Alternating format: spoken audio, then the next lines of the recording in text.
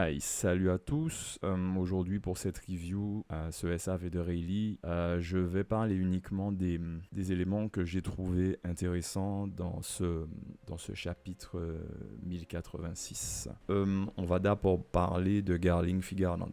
On va entrer dans le vif du sujet et on va parler de cette phase, de cette scène d'exposition du personnage de Garling. Alors ce chapitre 1086, la dernière page sert de chapitre de phase d'exposition. Le but de cette phase d'exposition, c'est généralement de donner le ton, de présenter le personnage efficacement, et je dis bien efficacement, de préciser les enjeux, le contexte, le cadre et si possible relier le personnage à des événements ou des personnages marquants dans le récit. Voilà, le but c'est toujours d'essayer de présenter le personnage de la meilleure façon possible pour qu'on ait en tant que lecteur des repères sur le nouveau personnage qu'on présente. Parce qu'après 25 ans, on présente un nouveau personnage, c'est toujours un peu compliqué pour que les gens comprennent l'arrivée de ce personnage dans l'histoire. Alors, si on regarde bien le personnage, il occupe 3/4 de l'espace de la dernière page. Et le but, quand l'auteur fait ça, c'est qu'on se souvienne de lui. Pour le coup, ça marche bien, puisque c'est le dernier chapitre avant 4 semaines, donc on va bien se rappeler de lui. Le ton est donné, il semble pas y avoir de regret ou qu'il y ait eu la moindre hésitation chez Garling Figarland pour exécuter Mjosgard. Voilà, donc on voit un Mjosgard qui est déjà exécuté, qui est mis à mort.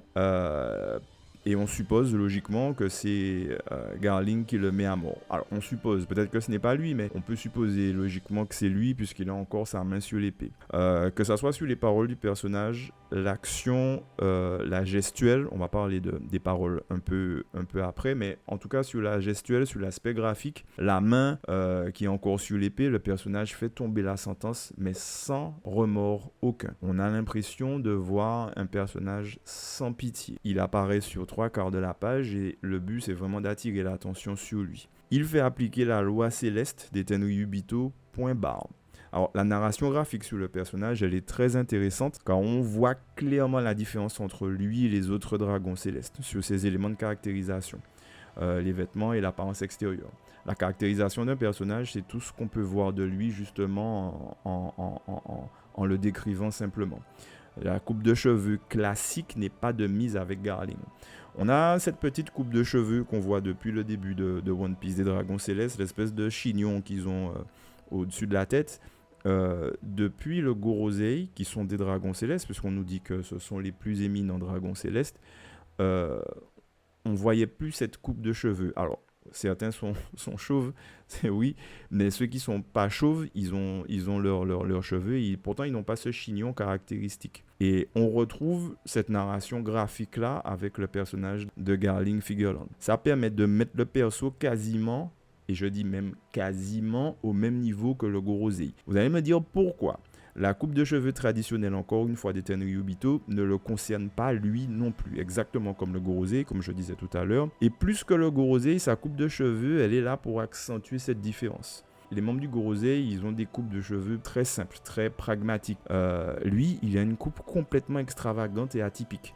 Il se sépare vraiment concrètement du reste des Tenryubito. Donc, graphiquement, ce personnage, il met tout le monde d'accord. Parmi les Tenryubito, lui, il est à part. Ensuite, sur la narration classique, on y vient, il y a du lourd. Encore une fois, ça participe à la phase d'exposition, à la scène d'exposition du personnage. Il y a la confirmation de la tonalité dramatique, c'est-à-dire la tonalité dramatique, c'est l'aspect factuel grave de la situation, c'est une exécution, et une affirmation de l'absence de pitié totale chez le commandant actuel des cavaliers divins ou chevaliers divins. La phase de présentation, d'exposition du personnage, on a une phrase qui est épique.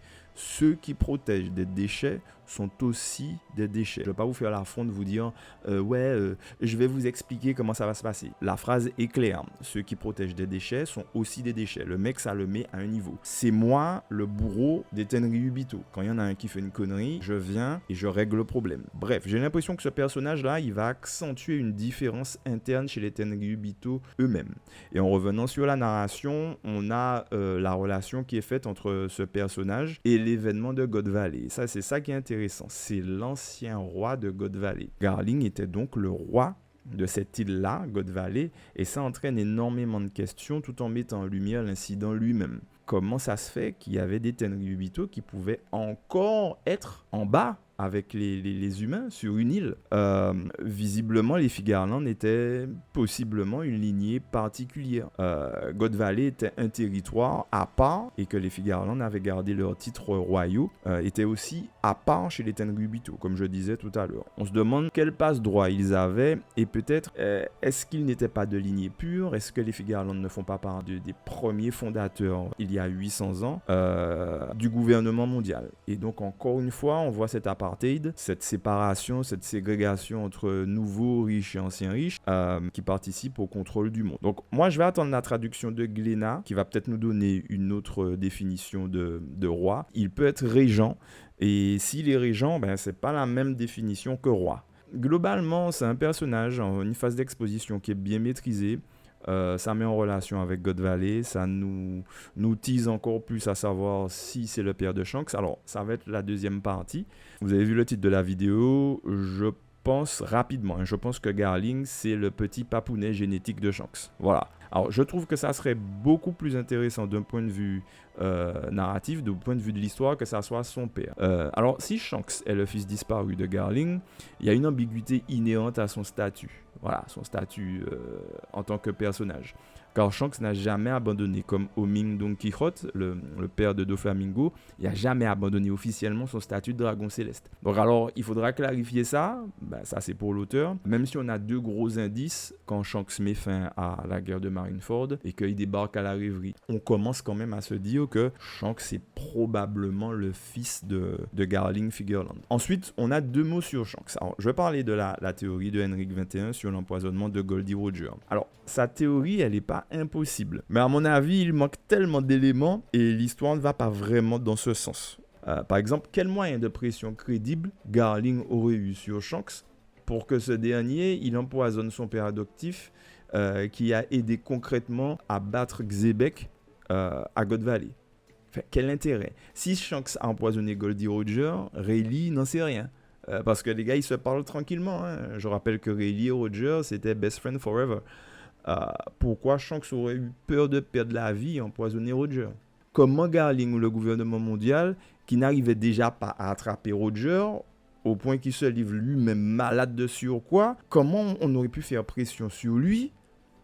Il est sur le bateau de Goldie Roger pour pouvoir empoisonner Roger. Pourquoi Garling, alors qu'il retrouve son fils, il irait le menacer de mort?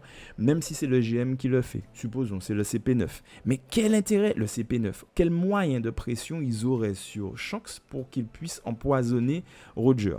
Bon, on peut trouver des réponses en se creusant la tête. Mais bon, je pense que les réponses seraient encore une fois what the hell parce que pour moi c'est une théorie qui a 20% de plausibilité.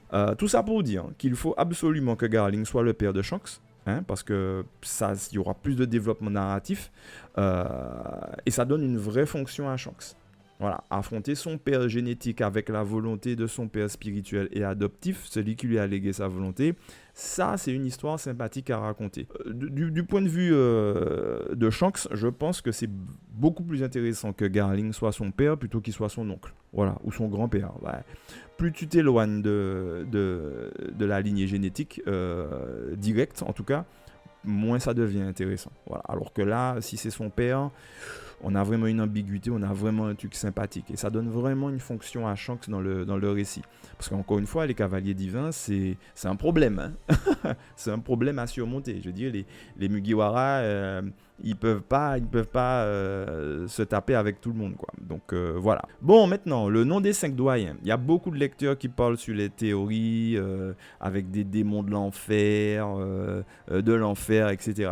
Bon, sincèrement, depuis que Egghead et les travaux de Vegapunk ont été révélés dans l'histoire, pour moi, ça balaye je pèse mes mots quand je dis ça, ça balaye toutes les probabilités de démons, de races démoniaques, de dieux suprêmes, d'anges ou bien d'enfer. Sincèrement, on parle de fruits du démon, point barre. Je vais développer dans une autre vidéo l'histoire de démons dans l'expression fruits du démon. Mais pour aujourd'hui, One Piece, c'est une histoire de pouvoir, de contrôle, de politique et de liberté, ni plus ni moins. Alors, il y a un philosophe anglais qui s'appelle Thomas Hobbes qui a développé entre 1500 et 1671 à peu près, en tout cas c'était de ce siècle-là, il a développé une philosophie, la philosophie politique. Il a été un des acteurs de l'émergence de ce courant de philosophie politique. Et l'une de ses œuvres majeures, si ce n'est son œuvre majeure, s'appelle Léviathan. Alors, sans entrer dans les détails, des détails dont je serais incapable, en étant sincère, de vous donner, il est décrit que l'État est la créature la plus puissante du monde. Retenez bien ça. L'État est la créature la plus puissante du monde. Seule créature capable de faire les hommes respecter sa loi. Dans le cas contraire, si cette créature n'existait pas, si l'État n'existait pas, si le Léviathan n'existait pas, sans l'État, les hommes, sans le Léviathan, les hommes s'entretueraient, car ils sont mus par leurs instincts animaux. Et on peut prendre un exemple. Une des phrases qui colle à la peau de l'auteur, même s'il n'est pas le premier à l'utiliser, c'est que l'homme est un loup pour l'homme. Je vous enclin à aller voir un youtubeur philosophe et vulgarisateur philosophique qui s'appelle Le Précepteur, qui en parle très bien sur sa chaîne. Je vais essayer de l'afficher pour vous. Je trouve que, et on vient au cœur du sujet, la révélation des domaines de compétences des doyens m'a fait totalement penser à cette œuvre de Hobbes, qui est le Léviathan. Pour que le monde tourne bien, il faut un dirigeant puissant. Et ce dirigeant, c'est l'État. État qui, dans l'essai de Thomas Hobbes, prend l'image ou devient l'icône du Léviathan. L'État prend cet aspect-là. Et le fait que les domaines de compétences du Gorosei soient l'économie, le judiciaire, l'agriculture, la science et la défense et l'environnement montre une volonté d'organisation du monde de la part du Gorosei. Et ça nous renvoie à cet aspect politique de l'organisation du gouvernement mondial que décrit Hobbes dans son essai Léviathan. Alors, je vais essayer de faire une vidéo plus complète sur cette orientation, même si je pense que ça va saouler les gens, mais ça peut être intéressant à savoir. Im a probablement le fruit du démon de dragon qui se rapproche du Léviathan, qui serait inspiré de Thomas Hobbes. On imagine un Uonomi modèle Léviathan. Ce serait drôle et ce serait très intéressant. Ensuite, pour finir sur les cavaliers divins. Alors, il y a une petite mouvance qui avance que Oda a eu l'idée des cavaliers divins il y a 1 an ou moins. Je vais répondre à ça en disant, et donc, et qu'est-ce que ça change? Ça ne change rien. Dites-vous qu'un auteur passe son temps à devoir répondre aux interrogations des lecteurs. Cette question, est-ce que c'est cohérent et logique avec ce que l'auteur nous raconte? Si c'est cohérent et logique, ça ne pose aucun problème. Que les cavaliers divins aient été créés il y a 1 an ou 6 mois, sincèrement, on s'en bat les steaks. C'est pas grave. C'est surtout, est-ce que c'est cohérent avec ce qu'on nous raconte? Dans son livre, Personnages et points de vue, Orson Scott Card dit qu'en qualité d'auteur, on doit répondre constamment à 3 questions à tout moment du récit. Des questions que se posent les lecteurs. Première question, c'est « et alors ?» Deuxième question, c'est « ah oui ?» Troisième question, c'est « hein ?»